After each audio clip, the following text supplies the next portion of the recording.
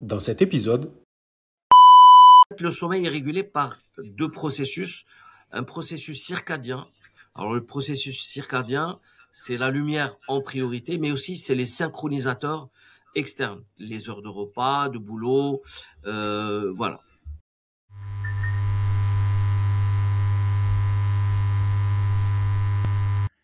bienvenue à tous sur le podcast Feedback, un espace où l'on parle de santé du corps et de l'esprit. Ici, on ne fait pas de coaching, on ne vous prend pas par la main et on essaie, à travers les témoignages de sportifs de haut niveau, de personnalités marquantes ou de spécialistes, de comprendre pour creuser nos propres sillons, sa propre expérience, parce que nous sommes tous différents. Dans cet épisode, nous allons aborder le sujet crucial du sommeil. On s'aperçoit que de plus en plus de personnes rencontrent des problèmes de sommeil, allant des difficultés d'endormissement à l'insomnie chronique, sportif ou pas, et ce à tout âge. Dans cet épisode, aujourd'hui, nous allons essayer de définir et de comprendre, en compagnie de notre spécialiste, de notre invité, ce qu'est le sommeil et les causes profondes de ces troubles du sommeil. Docteur, nous sommes ravis de vous avoir parmi nous. Avant d'aller plus loin, pourriez-vous vous présenter? Bonjour tout le monde, docteur Assaïn Reda, je suis installé à Toulouse. Bon, je suis plus près de la fin que du début. J'ai commencé ma carrière par les urgences, donc je dirais que c'est le plus beau métier du monde parce que on est au plus près de la vie et puis c'est un métier qui est prenant, touche à tout le monde. Puis on voit toutes les couches sociales. Il n'y a pas de distinction ni de race, ni de religion, ni de sexe, ni rien du tout. Mais à l'époque, c'est vraiment quelque chose qui m'a un peu épuisé. Et donc, j'ai commencé moi-même à développer des troubles du sommeil. Ensuite, j'ai remarqué que beaucoup de gens qui arrivaient aux urgences à l'époque, c'était des gens qui étaient en surcharge pondérale, donc en surpoids, et donc ils faisaient pas mal de problèmes cardiovasculaires.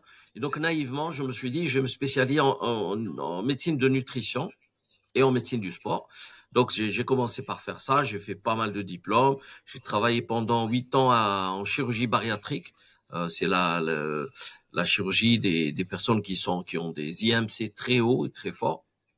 Et ça m'a permis de nouveau de croiser les pathologies du sommeil parce que la plupart des personnes en surpoids, malheureusement, ils présentent des syndromes d'apnée du sommeil, des syndromes obésité, hypoventilation, etc.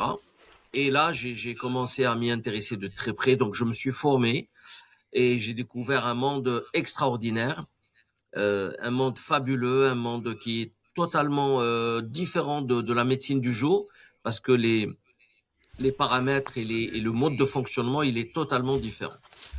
Donc voilà, alors je pourrais dire plein de choses parce que je suis aussi comportementaliste. J'ai fait un passage par Subdeco de Toulouse où j'ai découvert un peu le monde de la communication et du marketing.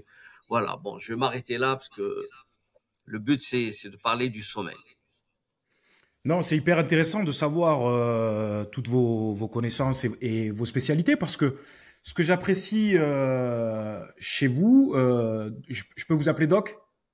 Bien sûr, il n'y a pas de souci. Bon, super, De toute façon, j'ai merci oublié de Doc. rajouter un autre truc qui est quand même important, c'est que j'ai été quand Dites-moi, même le premier médecin de l'équipe nationale de rugby d'Algérie.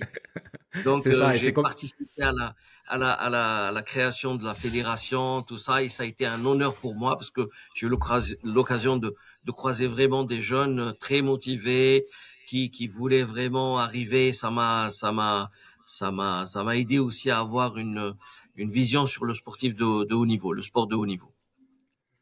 c'est vrai, c'est comme ça qu'on s'est rencontrés et Absolument. ce que j'apprécie chez vous, c'est que en fait, j'ai l'impression qu'il y a une prise en charge pluridisciplinaire. C'est-à-dire que on va évoquer, je pense forcément l'alimentation pour essayer de comprendre le sommeil. Alors, c'est l'alimentation et le sommeil, ce sont deux disciplines qui sont intimement liées, à tel point que même là, il n'y a pas de frontière vraiment. Aujourd'hui, il y a deux neuropeptides qu'on appelle les orexines A et les orexines B. Alors, c'est des neuromédiateurs qui sont sécrétés par un groupe d'hormones au niveau du thalamus latéral qui vont coder ou réguler à la fois l'éveil et à la fois la prise alimentaire. Donc, vous voyez l'intimité du sommeil et de l'alimentation. Et d'ailleurs, ces mêmes hormones, orexine, qu'on appelle hypocrétine pour les somnologues, parce que l'équipe qui travaillait sur la narcolepsie, notamment à Stanford, avec le professeur Emmanuel Mignot, que je connais bien, eux, ils ont découvert donc cette hormone qu'ils ont appelée hypocrétine, et les nutritionnistes l'ont appelée orexine. Donc, pour montrer vraiment l'intimité entre ces deux disciplines et que l'une sans l'autre, ça peut pas fonctionner. D'accord, ok, je comprends. La première question que j'ai, Doc, elle peut paraître banale, mais c'est quoi le sommeil? Ben, le sommeil, enfin, je vais essayer de caricaturer pour que ça soit clair pour nos auditeurs. Euh, tout corps, tout système sur Terre qui consomme de l'énergie va produire des déchets. Donc, si vous prenez le cas de la voiture, ça consomme des carburants et donc ça libère du CO2, des gaz, des déchets. Bon, c'est le cas de l'ordinateur, c'est le cas de la fusée, c'est le cas du sous-marin, etc. Eh ben, le corps humain, c'est à peu près la même chose. On consomme des aliments, donc de l'énergie, et donc du coup, on doit libérer des déchets. Alors, il y a certes des déchets qui sont visibles, comme les selles, comme les urines, comme les larmes, comme la sueur, etc. Mais il y a des déchets qu'on peut pas extérioriser, comme les débris de muscles, hein, de protéines, comme Mhm. les débris de bactéries, de virus, etc. Et donc, ces substances, il faut les recycler. Donc, on est vraiment sur l'ère du temps, puisque on est sur un ère d'écologie, etc. Donc, le corps va essayer de recycler tous les déchets qu'il peut pas extérioriser pendant la nuit. Donc, du coup, vous comprenez que notre fonctionnement diurne, il n'est pas le même le matin que le soir. Le foie, si vous prenez le foie, il n'a pas les mêmes fonctions le jour et la nuit. Le cerveau, c'est la même chose, le poumon, les reins, etc. Et donc, et tout ça est orchestré par l'horloge centrale, qu'on appelle aussi horloge biologique d'ailleurs. Pourquoi biologique? Parce qu'elle synchronise toutes les sécrétions hormonales durant la nuit et durant la journée. Alors, je peux parler encore des heures, hein, là-dessus, il faut m'arrêter si c'est pas clair. Et Non, c'est super. voilà. Non, Et cette horloge, pardon. elle est régulée par la lumière du jour. Et c'est pour ça qu'il faut dormir le jour. Pardon, c'est un lapsus, il faut dormir la nuit et être réveillé le jour. Sinon, Donc ça, ben, c'est comme si, c'est l'horloge biologique, ça, qui c'est l'oriente l'horloge et qui le biologique, décide. voilà, qui fait partie de ce qu'on appelle le système circadien. Au fait, il y a deux systèmes qui vont réguler le sommeil. Alors, c'est dommage que je peux pas faire de schéma parce que c'est simple pour expliquer tout ça, mais je vais tenter quand même. Au fait, le sommeil est régulé par deux processus. Un processus circadien. Alors, le processus circadien, c'est la lumière en priorité, mais aussi c'est les synchronisateurs externes, les heures de repas, de boulot, voilà. Donc ça, c'est le processus circadien. Et on a à côté le processus homéostasique. Alors c'est tout simplement la pression du sommeil. Donc ces deux systèmes, au fait, ils travaillent en collaboration et quand ils sont en phase, bah, ils facilitent l'endormissement et ils facilitent l'éveil. Donc du coup, quelqu'un qui se lève le matin avec la lumière, la pression du sommeil, elle est autour de zéro quand on a passé une bonne nuit de sommeil. Et au fur et à mesure qu'on avance dans la journée, il y a ce qu'on appelle l'ATP qui est la base de l'énergie. Donc elle va scinder pour donner l'ADP et la. Donc le système homéostasique, c'est tout simplement la pression du sommeil. Ça fonctionne comme un sablier. Le matin, cette pression, elle est autour de zéro quand on a passé une bonne nuit. Et puis au fur et à mesure qu'on progresse dans la journée, ben, la pression, elle va augmenter grâce justement à la dégradation de l'ATP en AMP. Et cette adénosine, au fait, elle va se fixer sur des récepteurs qui vont réguler cette pression du sommeil. Et quand on arrive le soir, ben, la pression du sommeil, elle est forte. Plus il y a plus de lumière, donc le système circadien, il indique qu'il faut aller au lit. Donc les deux systèmes vont faciliter l'endormissement. Alors justement, les gens qui travaillent la nuit, ils vont Hmm. pousser sur cette pression du sommeil, et alors que l'autre système circadien leur indique qu'il faut aller au lit. Donc il y a déjà un conflit.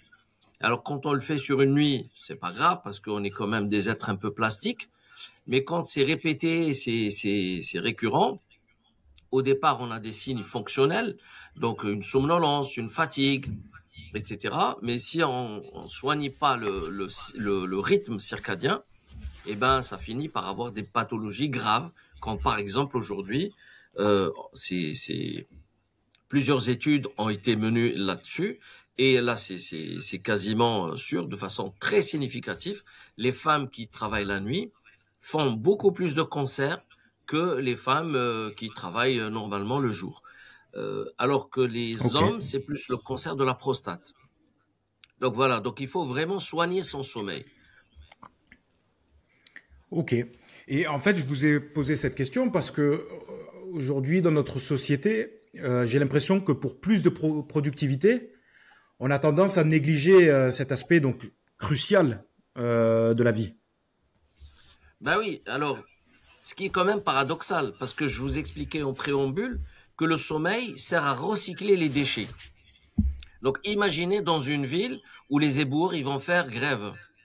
Ben pendant un mois, vous allez avoir des déchets un peu partout, mais au bout de 2 mois, vous allez avoir des rats qui vont sauter partout, et au bout de 3 mois, ben c'est les maladies, les décès, etc. Donc si vous poussez trop sur l'organisme sans respecter ses rythmes, ben vous finissez par faire créer des pathologies. Donc en termes de performance, on est plutôt à l'inverse. Alors que Ok, soigner son sommeil permet d'améliorer sa performance et sa santé par ricochet.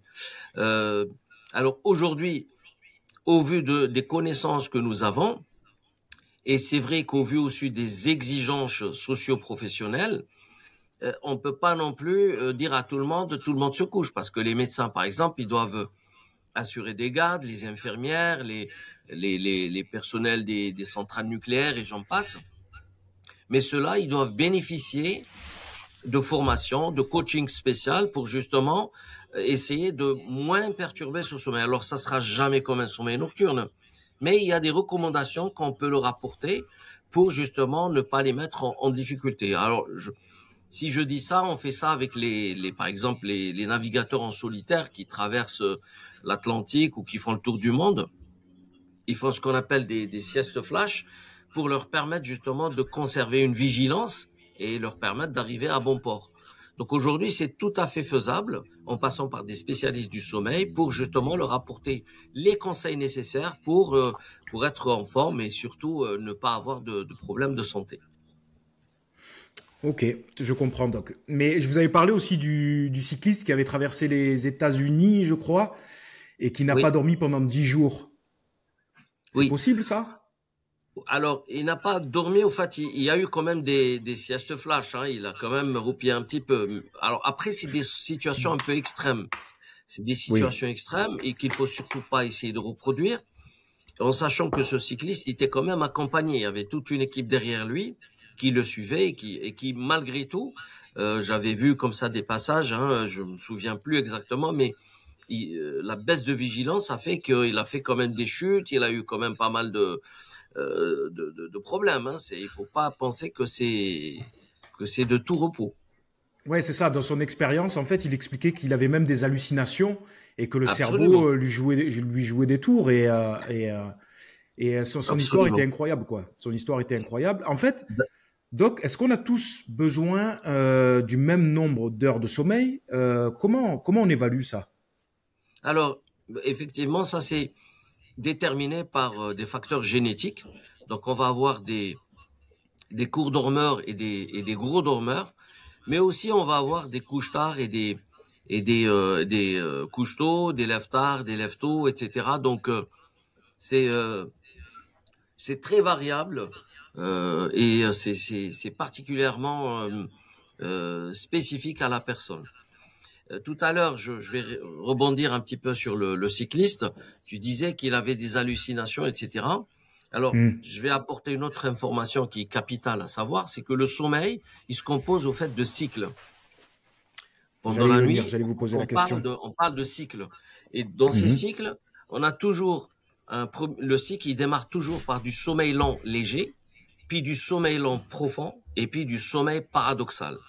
Alors, en première partie de nuit, on a plus de sommeil long profond, et en fin de nuit, on a plus de sommeil paradoxal.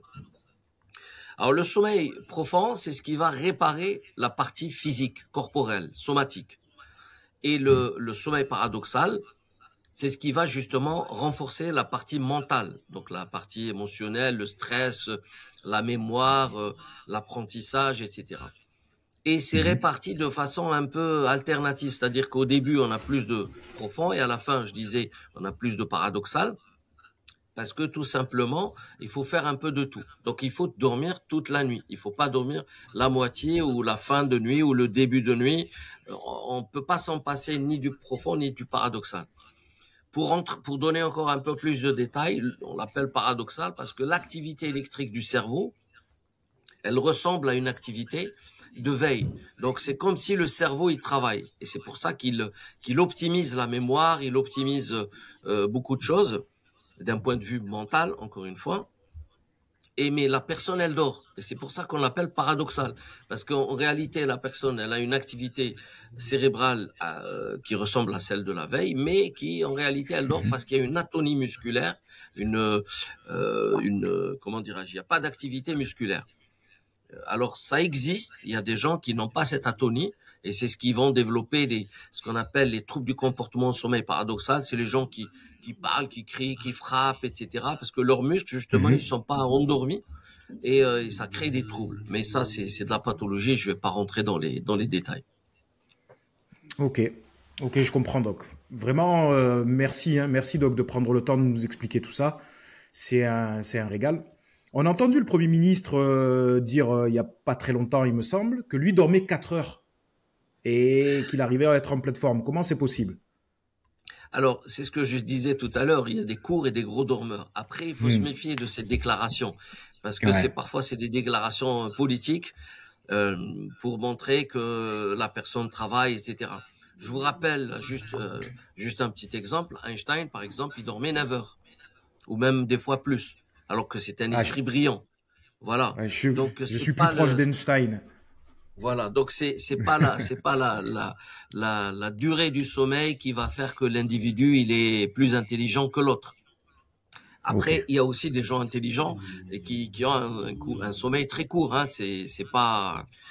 L'intelligence, ça n'est pas lié à la durée. En fait, la durée, elle est déterminée génétiquement. Il y a des gens qui ont besoin de 5 heures de sommeil et pas plus. Et s'ils dorment plus, bah ils sont pas enfants.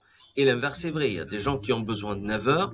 Et si vous leur imposez un rythme de 6 heures par nuit, bah vous allez créer ce qu'on appelle des dettes de sommeil, une privation qui va avoir des conséquences assez importantes si ça devient chronique. Ok. J'allais en venir. En fait, quels sont les signes et les symptômes du trouble du sommeil? Alors, il y en a beaucoup. Ce qu'il faut bien comprendre, ça c'est un point qui, à mon avis, est fondamental. Le sommeil, il évolue à travers les âges. On n'a pas le même sommeil à la naissance, on n'a pas le même sommeil chez les ados, on n'a pas le même sommeil chez les adultes, on n'a pas le même sommeil chez la femme enceinte, chez la femme ménopausée, chez les seniors, etc. Alors, je voudrais justement rebondir sur la question parce que aujourd'hui, par exemple, on le sait, les ados, ils ont un sommeil qui est lent par définition. Génétiquement, il est lent. Un adolescent devrait dormir, allez, entre 10 et 11 heures par nuit. Ça, Ok. c'est la première caractéristique. La deuxième caractéristique, c'est que physiologiquement, la quasi-totalité des ados, c'est des couches-tard et des lève-tard.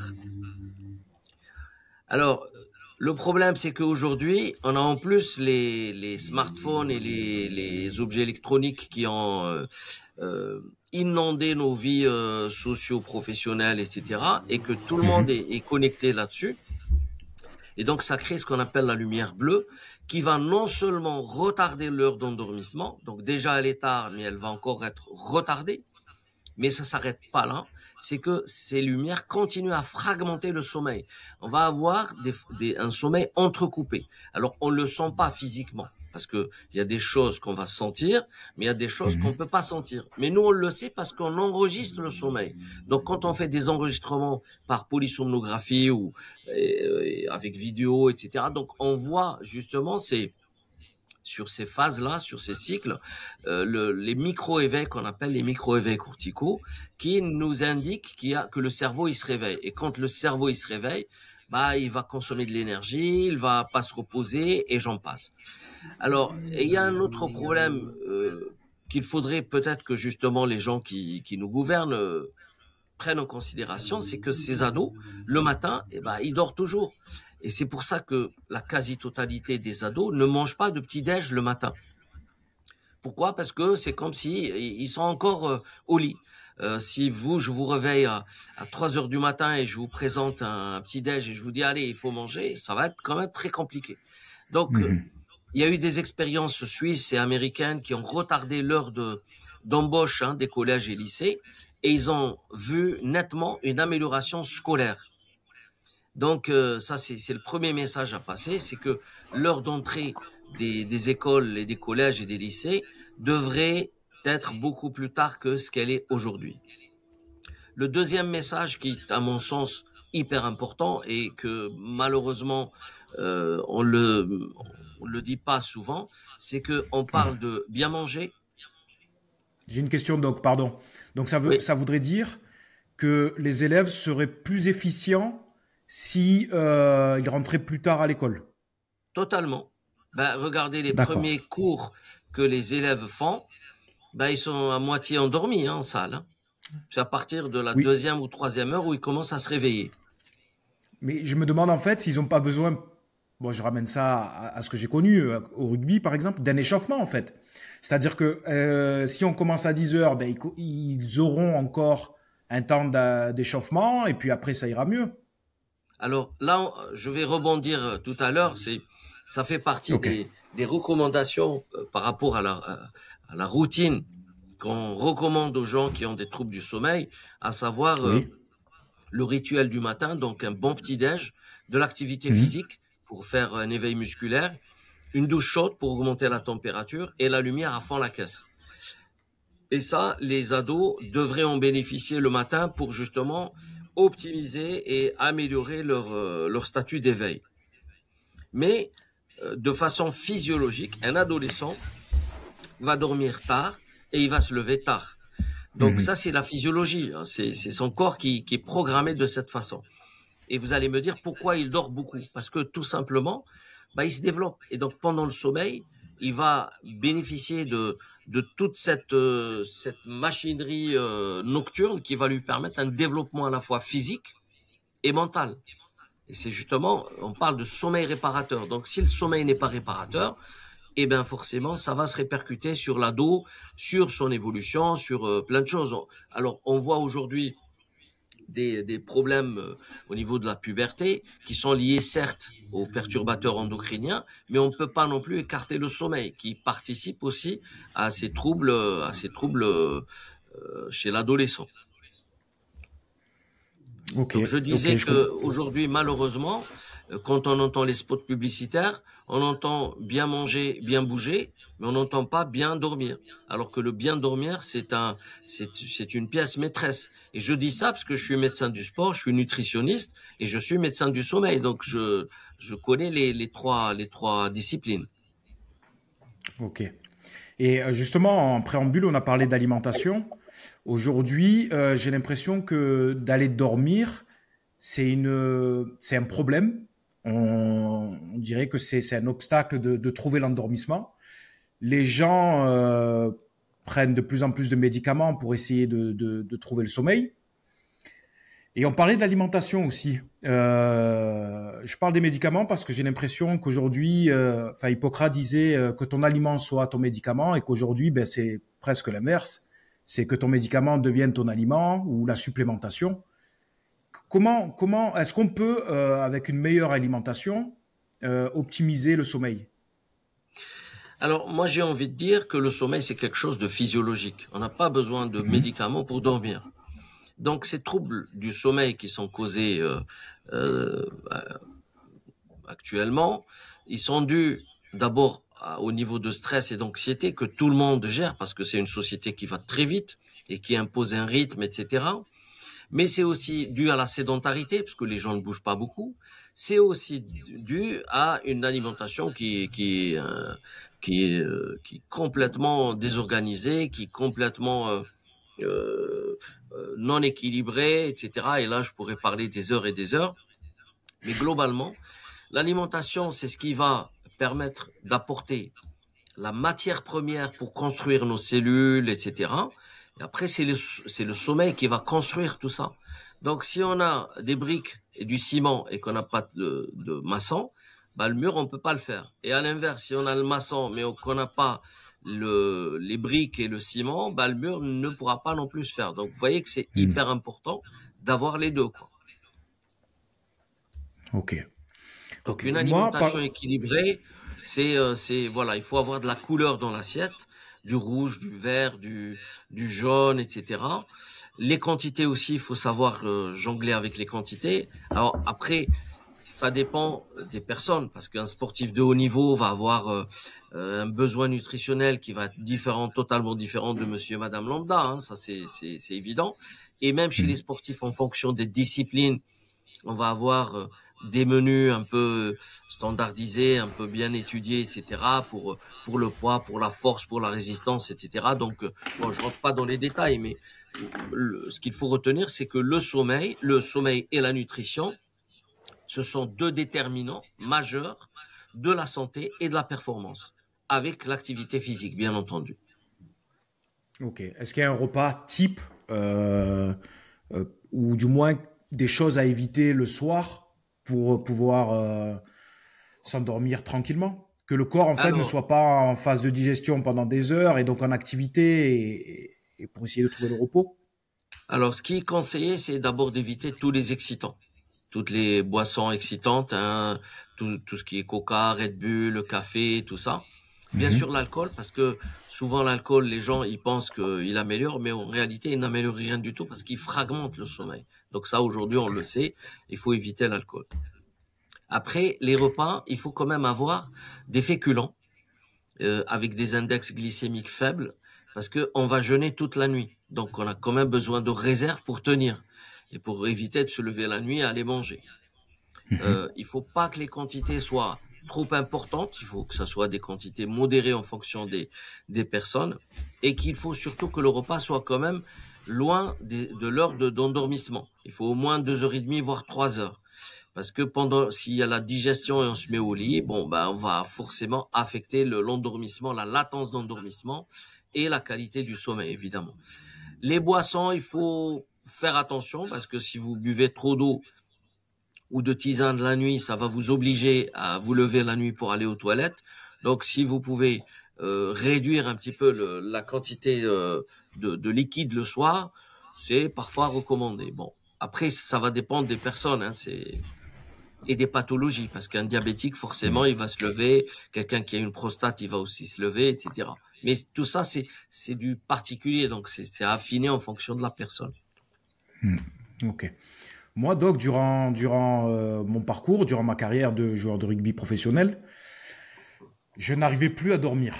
En fait, entre le stress, l'adrénaline, les compléments alimentaires que je pouvais prendre, ben en fait, le soir, si je prenais pas de Myolastan ou de Tramadol, je pouvais pas dormir. Est-ce que ça, c'est une pathologie, j'imagine? Et comment font les sportifs de haut niveau pour pouvoir dormir, retrouver le sommeil profondément?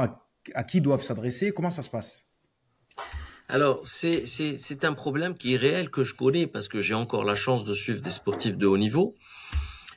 C'est très particulier parce que le sport de haut niveau, c'est des gens euh, qui vont utiliser leur corps comme outil de travail.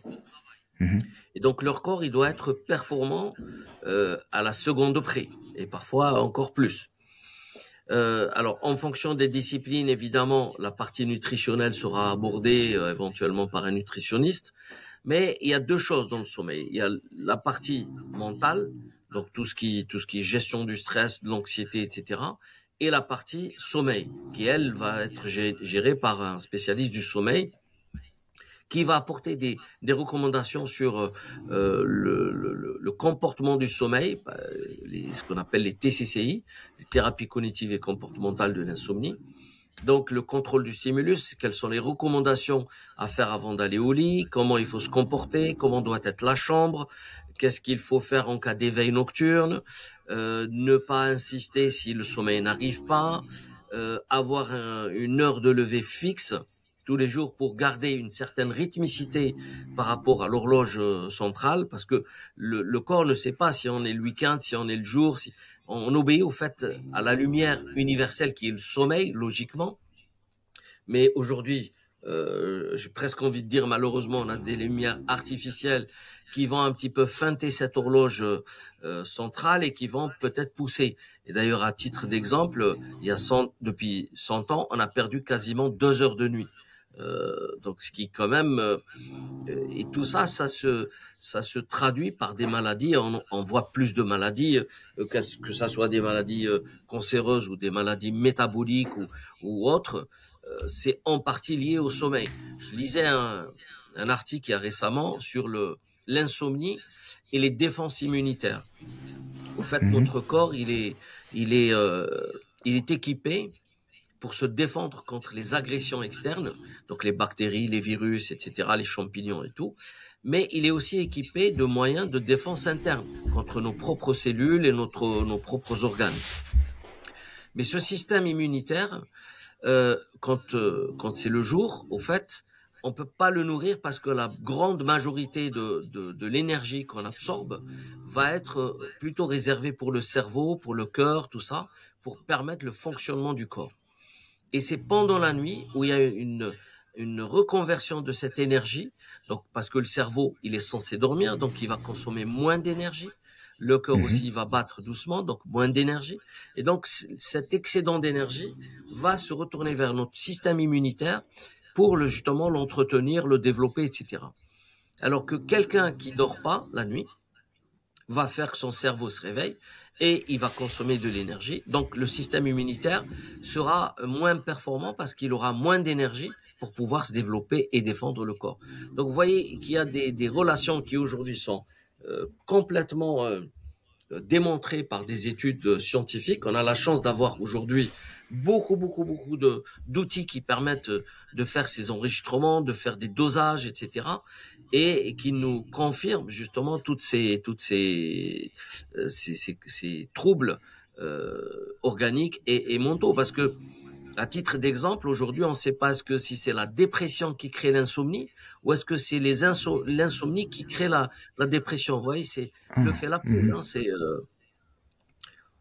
D'accord. Ouais, c'est pas évident parce que ouais, on ne sait pas qui a démarré en premier en fait. Exactement.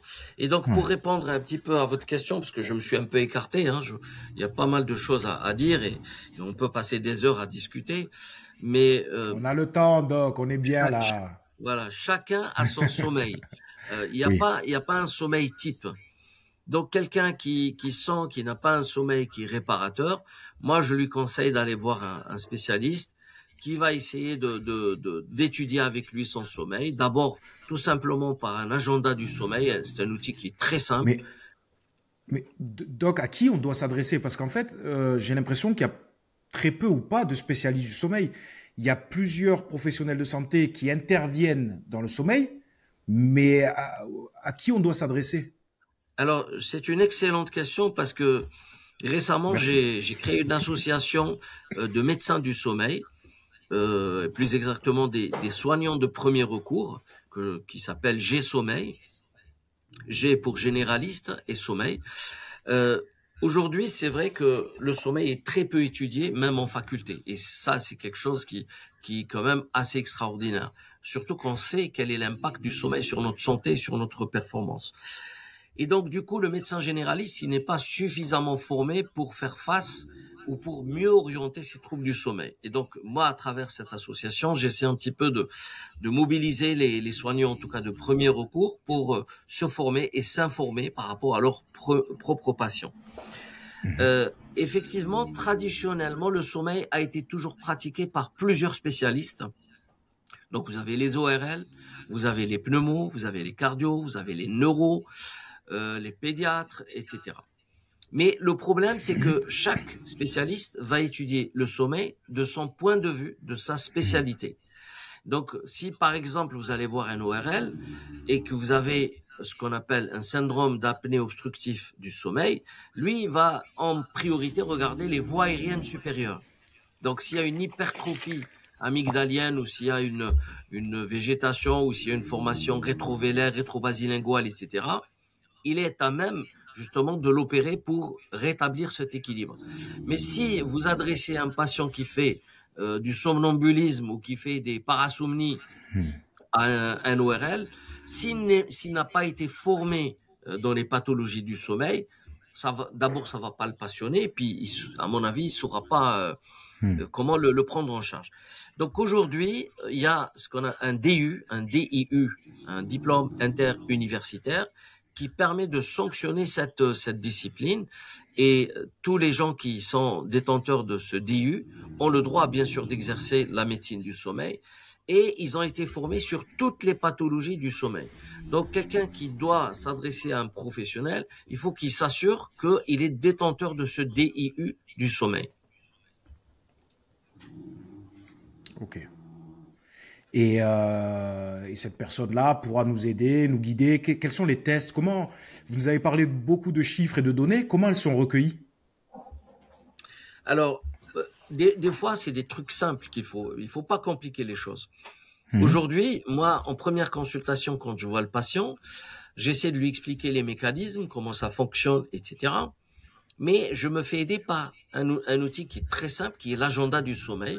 C'est une sorte de tableau qui va un peu résumer ses nuits et ses jours, parce que attention, le jour dépend de la nuit et la nuit dépend du jour. Donc on n'étudie pas que la nuit et que le sommeil. On étudie le jour et la nuit. Et donc cet exercice doit se faire le mois durant. Parce que d'une nuit à une autre, on peut avoir plein de choses, et puis on a le droit d'avoir une insomnie ou deux par mois. C'est pas quelque chose de catastrophique ou d'unique. Donc ça permet déjà de débroussailler un petit peu le terrain. Et ensuite, en fonction de la plainte du patient, on va se diriger vers telle ou telle exploration. Si par exemple vous avez quelqu'un qui fait des apnées du sommeil, en première intention, il faut mieux partir sur une polygraphie ventilatoire. Et parfois même, juste une oxymétrie nocturne va nous montrer qu'il y a des chutes d'oxygène. Donc, on a déjà des indicateurs. Ensuite, si ces examens ne sont pas suffisamment éclairants, à ce moment-là, on peut passer à des examens beaucoup plus développés. C'est comme la polysomnographie, qui aujourd'hui, on a la chance, elle existe aussi bien en ambulatoire qu'à l'hôpital. Alors évidemment, il y a des avantages et des inconvénients pour les deux pratiques.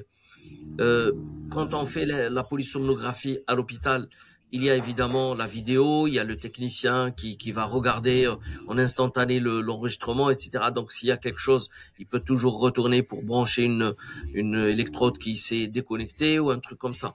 Mais ce type d'examen, il faut plutôt le réserver à des gens particuliers, comme les enfants, comme les personnes âgées, comme les gens qui font du somnambulisme, qui parlent, qui frappent, qui se lèvent, etc.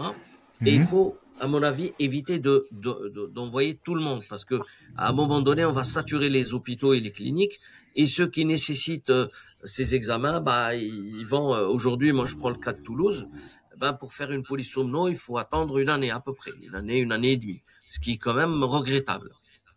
Alors que beaucoup de praticiens pratiquent des enregistrements à domicile, et ça se fait très bien. Et en plus, le patient il dort dans son lit, donc le but c'est de reproduire une nuit classique. Donc vous voyez qu'il y a des avantages et des inconvénients sur les deux techniques, et qu'il faut vraiment optimiser pour faire gagner du temps aux patients, mais aussi aux praticiens. Ok, je comprends. Je comprends, donc il n'y a pas de plateforme qui réunit justement, par exemple, ces ORL à des professionnels du sommeil, des spécialistes du sommeil? Alors aujourd'hui, c'est pour ça que j'ai introduit l'association que j'ai créée, qui s'appelle G-Sommeil. Le but de cette association, c'est justement de faire un peu de réorganiser, de mutualiser les efforts, à la fois techniques, humains et autres, pour permettre une meilleure prise en charge primaire, parce que c'est de là où tout va se jouer. Si le médecin généraliste il est formé et informé, on va perdre moins de temps, parce que s'il y a un syndrome d'apnée du sommeil, qu'il est diagnostiqué et qu'il remarque qu'il y a par exemple une hypertrophie amygdalienne, ben, il l'envoie directement chez l'ORL pour une intervention très simple. S'il voit en revanche que il y a une BPCO, il y a, je sais pas moi, il y a des pathologies pulmonaires à associer, bah, il l'envoie sur le pneumo. S'il voit des apnées centrales, il va l'envoyer chez le cardio, etc. Voilà. Donc, c'est capital que les soignants de premier recours soient formés et informés. Et à ce sujet, le 15 mars, qui est la Journée mondiale du sommeil, nous organisons ici à Toulouse donc des portes ouvertes à la faculté de médecine à Rangueil. C'est des portes ouvertes donc entrée gratuite. On va avoir des conférences, des ateliers interactifs, des quiz, des échanges avec des praticiens, etc. Donc voilà, Très bien. je fais passer l'annonce. Ouais, c'est super. Ben, c'est bien. Au moins, ça permet de faire un colloque et puis de discuter ensemble. Discuter Bah, ensemble, c'est le important. but, justement, on a ciblé la fac parce que c'est les futurs soignants. Donc, on espère quand même que les étudiants viennent assister pour Ouais. qu'ils puissent un petit peu prendre le relais parce que on se fait vieux et on a besoin de gens qui reprennent le flambeau. Et puis, il y a la faculté des sciences à côté. Donc, il y a beaucoup d'étudiants dans le secteur. Et donc, on mise beaucoup sur la jeunesse, même si les portes sont ouvertes à tout le monde, évidemment. Ok. Les gens n'ont pas le temps d'aller chez le médecin, ou de moins en moins de temps. Ils vont à la pharmacie, ils achètent ce qui se fait un peu à la mode au niveau des médicaments qui nous promettent un sommeil profond en seulement 30 minutes. Est-ce que ça existe, ça, docteur? Est-ce que ça marche? Et, et finalement, est-ce qu'on traite la cause des causes en s'appuyant sur ce genre de médecine? Alors, vous avez touché un point qui est quand même important. Et effectivement, aujourd'hui, pour les insomnies, que ce soit les médecins ou les pharmaciens, alors c'est pas du tout accusateur, mais vu le nombre de patients qu'ils ont à traiter, ils n'ont pas trop le temps à consacrer aux patients pour l'écouter et faire Eh oui. un diagnostic pointu. D'où l'idée de vraiment d'informer, de former et puis d'orienter vers des spécialistes qui maîtrisent la question et qui vont aller droit au but sur des points essentiels. Je rappelle que les problèmes d'endormissement, d'insomnie, ce ne sont pas des problèmes de sommeil. Et ça peut paraître bizarre. C'est des problèmes Ouais. d'éveil. Au fait, si je dois caricaturer, on a deux sortes de pédales. On a la pédale de l'endormissement et la pédale de l'éveil. Et donc, Mhm. quand arrive le jour, on appuie sur l'éveil et on lève le pied de la pédale du sommeil. Et quand arrive la nuit, ben, on fait l'inverse. On appuie sur la pédale du sommeil et on lève le pied de la pédale d'éveil. Ce qu'il y a, c'est que, vu le stress, vu les conditions socio-professionnelles et j'en passe, les personnes, quand on arrive en période nocturne, ils restent appuyés sur l'éveil. Donc, ils Mhm. appuient sur le sommeil, mais ils restent appuyés sur l'éveil. Bah, ils peuvent pas dormir. C'est comme si vous appuyez sur l'accélérateur et le frein. Et là, vous pouvez Mhm. pas avancer. Vous faites du surplace, quoi. Donc, c'est un problème d'éveil. Et ça, c'est très important de le souligner parce que les hypnotiques, au fait, ils vont pas apporter un sommeil. Alors, aujourd'hui, c'est vrai qu'avec la mélatonine, c'est un produit qui peut être indiqué dans des situations particulières sur recommandation, etc. Mais encore une fois, il faut que ça soit plutôt un spécialiste du sommeil qui regarde déjà s'il n'y a pas d'autres troubles. Parce que méfions-nous, vous savez, un trouble du sommeil peut en cacher un autre. Il y en a beaucoup, moi dans ma pratique, je les vois, qui viennent et qui me sont adressés pour des syndromes d'apnée du sommeil, mais quand je creuse un petit peu, bah, je retrouve une insomnie associée, par exemple, ou des syndromes de jambes de repos.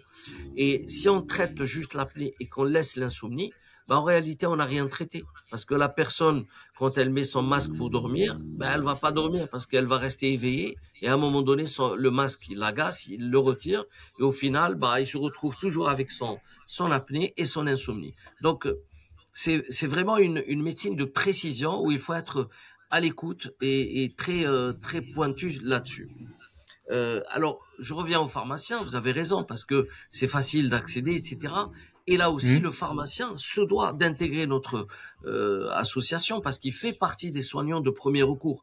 Alors, je Ouais. comprends qu'un pharmacien doit vendre un produit, mais aussi doit délivrer un message et un conseil utile au patient qui vient le solliciter. Et donc, se concentrer juste sur la vente d'un produit, c'est pas forcément la bonne chose. Donc, mais par contre, après, je leur en veux pas parce que je suppose aussi qu'ils sont très très peu formés par rapport à ça, par rapport aux pathologies du sommeil, encore une fois. Donc, le but, c'est vraiment d'intégrer tous ces soignants de premier recours. Moi, dans mon association, on a des kinés, on a des orthophonistes, on a des infirmiers et infirmières, on a des diététiciens, on a des psychologues, on a des médecins généralistes, des dentistes, donc, et le pharmacien aussi. Et donc, tout ça, ça permet justement d'avoir une première ceinture qui permet de mieux réguler le patient qui est dans une situation difficile. Ok. Et dans les produits naturels, est-ce qu'il y a des choses qui favorisent l'endormissement et le sommeil?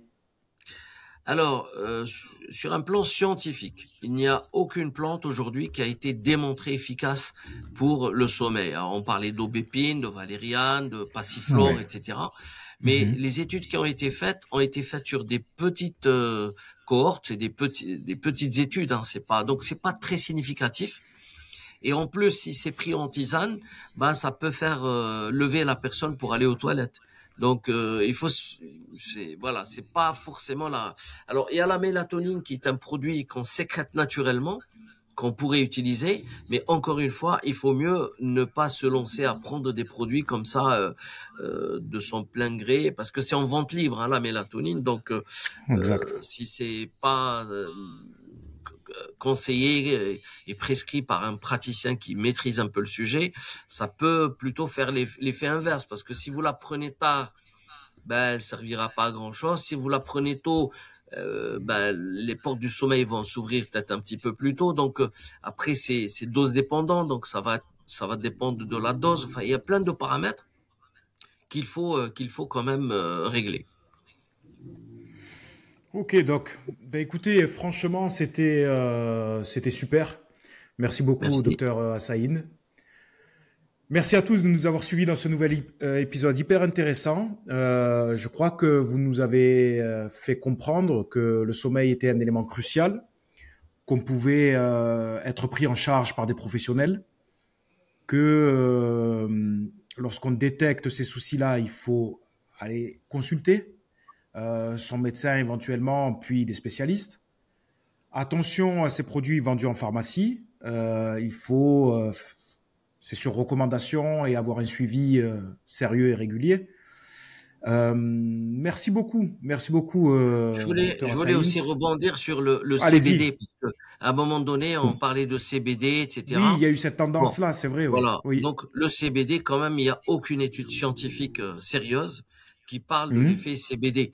Donc, alors c'est un effet de mode, mais voilà. Donc c'est pour dire qu'il faut faire attention aux effets marketing qui parfois ne sont pas justifiés et qui ne vont pas forcément donner. Donc j'ai beaucoup de patients qui ont essayé et qui me rapportent que il n'y a pas eu franchement de, de, de changement de symptomatique significatif.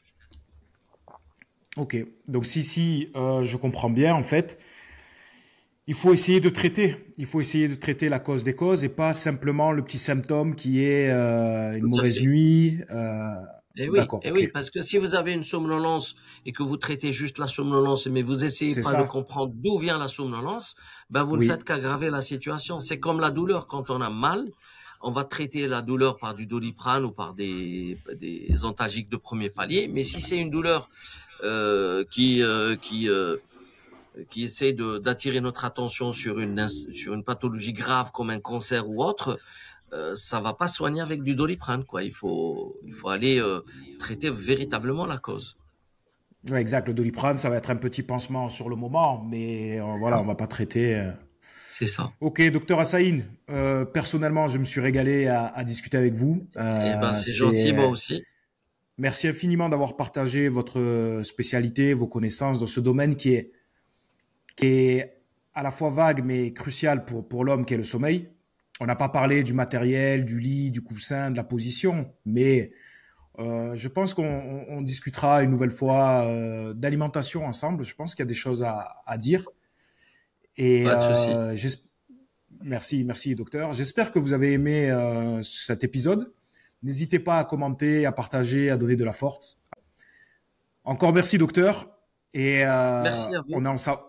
Vous voulez rajouter quelque chose? Il y a un dernier Non, mot, non, quelque non, chose merci. à. Non, non. C'est. Je peux rajouter des tas de choses, mais je pense que on va arrêter de Je, saouler vous- nos auditeurs, sinon on va les endormir là.